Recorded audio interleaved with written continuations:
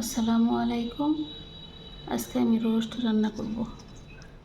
4 piece মাংস নিয়েছি।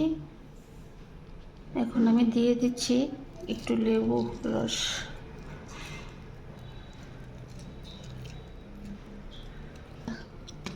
লেবুর রসটা দিয়ে একটু মাখিয়ে তারপর দিয়ে দিচ্ছি একটু রোস্টের মশলা।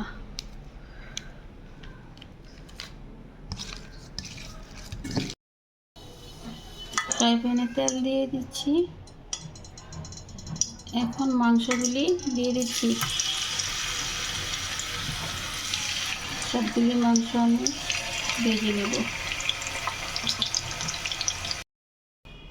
মাংসটা আমি লাল করে ভেজে নিয়েছি। এখন আমি রোস্টের জন্য মশলা রেডি করব। দিয়ে দিচ্ছি টক দই,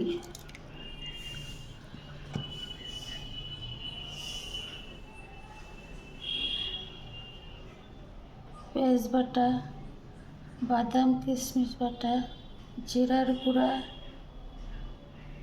গরম মশলা বাটা, রসুন বাটা, পেঁয়াজ বাটা সবগুলি আমি দিয়ে দিচ্ছি। লবণ পরিমাণ মতন।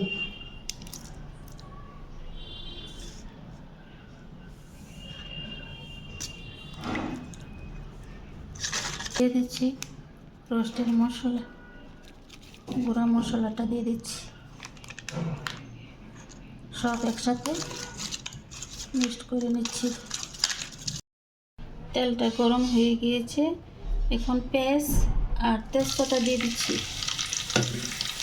লাল করে ভেজে নেব। এখন দিয়ে দিচ্ছি একটু মরিচের গুঁড়া।